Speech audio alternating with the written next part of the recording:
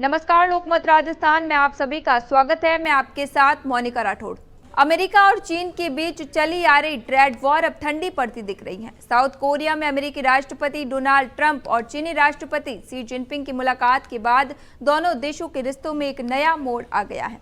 करीब 2 घंटे चले इस हाई प्रोफाइल मीटिंग के बाद ट्रंप ने चीन पर लगाए गए टैरिफ में 10% की कटौती का ऐलान किया है। इसे दोनों देशों के बीच चल रही टैरिफ वॉर में ताजा सीजफायर माना जा रहा है। बैठक के दौरान दोनों नेताओं ने एक दूसरे को खुश करने की कोशिश की।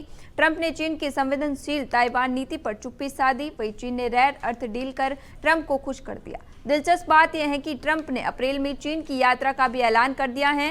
ये दोनों नेताओं की 6 साल बाद हुई मुलाकात थी और अब इससे दुनिया की पॉलिटिकल बैलेंस शीट पर बड़ा असर पड़ सकता है। आइए देखते हैं हमारी खास रिपोर्ट में।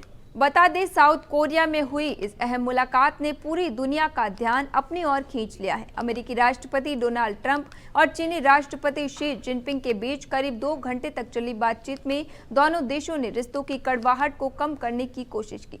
बातचीत के दौरान ट्रंप ने चीन पर लगे टैरिफ में 10% की कटौती का ऐलान किया, जिसे टैरिफ वॉर का ताजा सीजफायर माना जा रहा है। ट्रंप ने जहां ताइवान मुद्दे पर चुप्पी साधकर बीजिंग को राहत दी, वहीं चीन ने रेयर अर्थ की डील कर ट्रंप को खुश करने की कोशिश की। मुलाकात के बाद ट्रंप ने कहा कि अब अमेरिका और चीन रूस यूक्रेन युद्ध पर साथ मिलकर काम करेंगे। हालांकि इस साझेदारी की उम्र कितनी लंबी होगी ये वक्त ही बताएगा, क्योंकि इसी बीच रूस चीन की पुरानी दोस्ती भी परखी जाएगी। दरअसल इससे पहले ट्रंप और जिनपिंग के बीच टैरिफ को लेकर वार पलटवार जारी था। ट्रंप ने ऐलान किया है कि अमेरिका ने फेंटालिन पर टैरिफ 20 से 10% कर दिया था।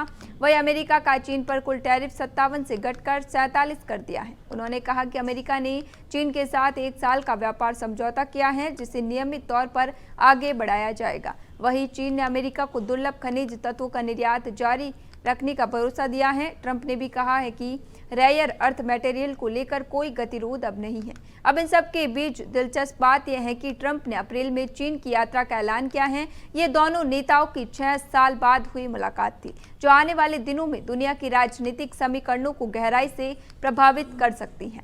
ऐसी ही तमाम खबरों के लिए बने रहिए लोकमत राजस्थान के साथ।